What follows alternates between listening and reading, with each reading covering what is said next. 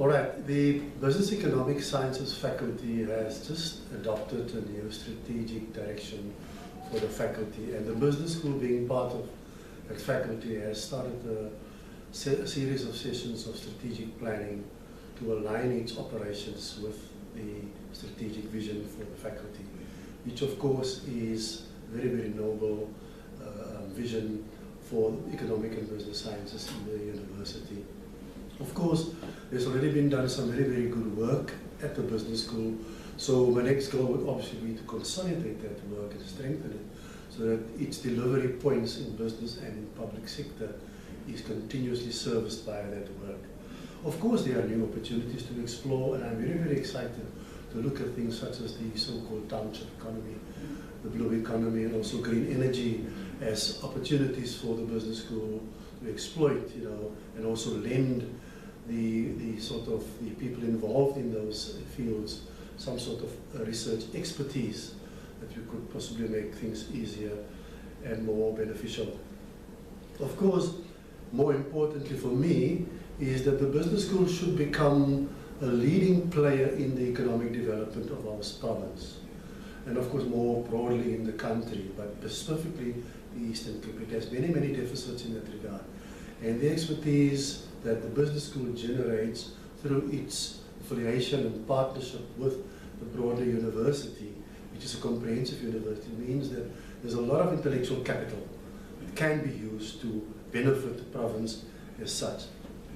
And of course, lastly, it is my intention to, as soon as I've settled in properly, to plan a series of business engagements with local business and also with local government people, just to sort of tell them what is the vision of the business school, what we can do, and more with whom we would like to partner for the benefit of Nelson Mandela Bay specifically, but more broadly also for the province. I believe that leadership starts and ends with people. That's the starting point, is the end point. It's all about people engagement in a way that builds trust and confidence. And how do you do that? By simply being able to tune into what people are all about, by understanding people, and of course to be at peace with yourself and not pursuing your own agendas before you engage with people. People bring different things to a conversation or an interaction. They have their own personalities, and so it's important that the leader is in tune with those things before he transacts with that person in a working situation or wherever that may take place. So ultimately my leadership style, if you want to call it, is basically to represent for people an instrumentality for them to succeed.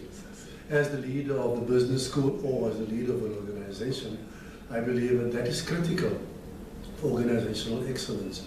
If you can win the confidence and the trust of people through your own disposition and your own role modeling of what it is to be a human being, then you will also get people to excel in themselves. And that is what leaders do basically. It builds that kind of relationship and make people excel in their work.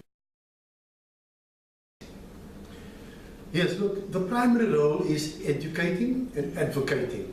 That's the primary role of business school. But we're living in a world that is very turbulent, volatile. We are experiencing a technological revolution that is running ahead of us. We call it the fourth industrial revolution. So in business and in economics, in the workplace, in life in general, we are finding change is so rapid that we cannot keep abreast of it. And the role of the business school is to be at the cutting edge of research that tells us where the world is going to, but at the same time also prepare and produce knowledge for business and for society in general to be abreast of those kind of challenges, but also opportunities that it will represent. Because the changes that we are seeing is not all just doom and gloom. It represents mankind with new opportunities for our own prosperity in the world. So basically our research skills should be honed in order to provide business and society with that kind of ability and capabilities to resolve real problems in the world today. So we're looking at facilitating creative, innovative, and analytical thinking skills of people who are able to analyze contexts business context, for example, in the organizations and act appropriately with the right kind of methodologies to solve problems in the real world. In the Eastern Cape, specifically, because of our high levels of unemployment, poverty, and of course a high level of inequality that we see in the province, rated one of the poorest provinces. And as you know, recently, again, the last, when it came to the matric results, there's a lot of work to be done. And the NMMU Business School would like to be a partner with government and business in providing the kind of knowledge that is needed to sort of solve the problem that beset our beloved Eastern Cape province. After all, Nelson Mandela was born in the Eastern Cape. The NMMU bears his name, and I think the business school would like to be a meaningful partner to play and make an impact on the socioeconomic conditions that are not good for our people in this province.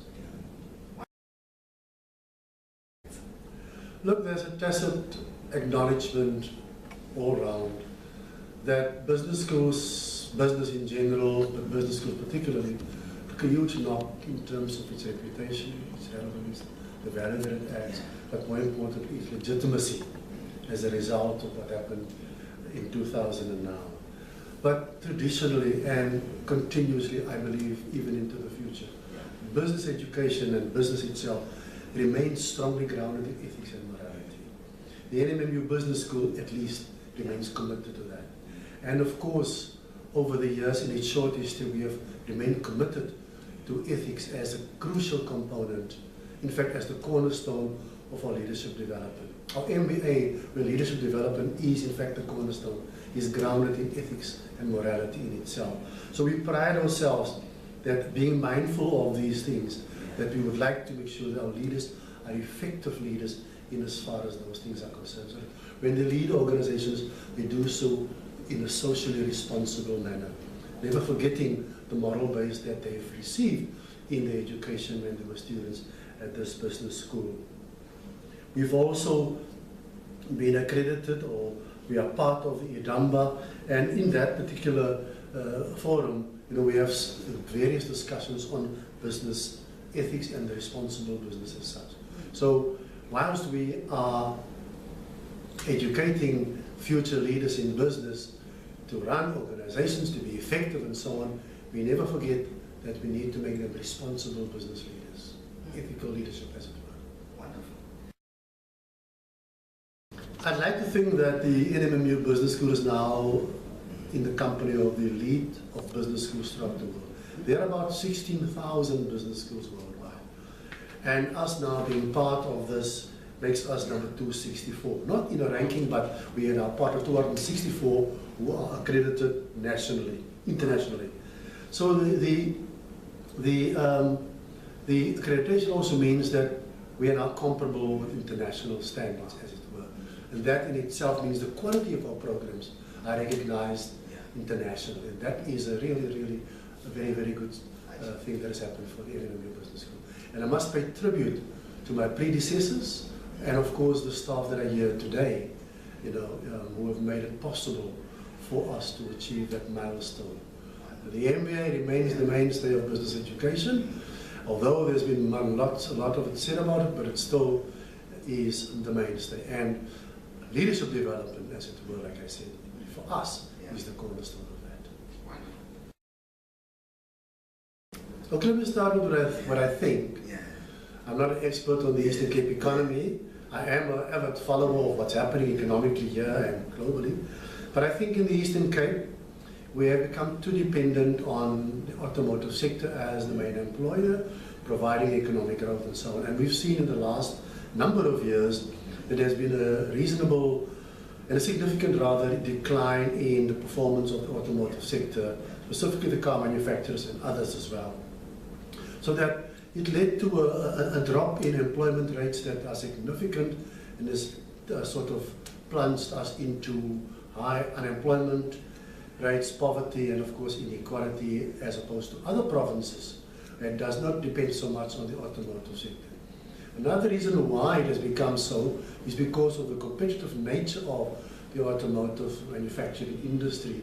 Many other players have come onto the scene, so if you look at Port Elizabeth, which we know traditionally was called the Detroit City of South Africa, you know, some of them have withdrawn and others have scaled down on their operations, so that we only have two big manufacturers in Port Elizabeth. That is Ford Motor Company, and of course Volkswagen. In East London, it's Mercedes-Benz. So in the Eastern Cape itself, I think that is what we could have gotten wrong, our dependence, and it has caught up with us. Because what we needed to do was to diversify our economic base. Look at other opportunities that has presented itself a couple of years ago, such as agro-processing, for example, you know, green energies and so on. So there are a number of things that we could have done to make it easier for us. In a nutshell, I think also what we got wrong is that our education and training system has been battling, you know, because of traditional perceptions about how it should be managed, has been battling and struggling to boost economic growth. In other words, presenting the province with the requisite skills that would have kept industry and manufacturing industries located in the Eastern Cape so that they continued.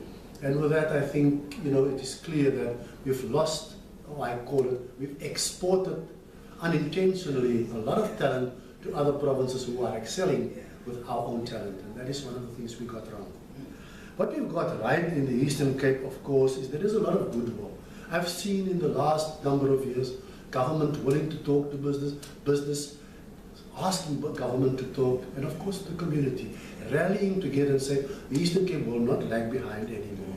We will work together. So that collaborative approach, that goodwill that exists there, is obviously very, very good. There's that emerging collaboration, that emerging desire to change the fate of the Eastern Cape once and for all, so that the people that are suffering are no longer people who are living below the breadline, people in an equal society. Provide a lot of management programs to government, and in it, of course, we are sure that these programs will enable government to sort of sharpen the pencils when it comes to service delivery.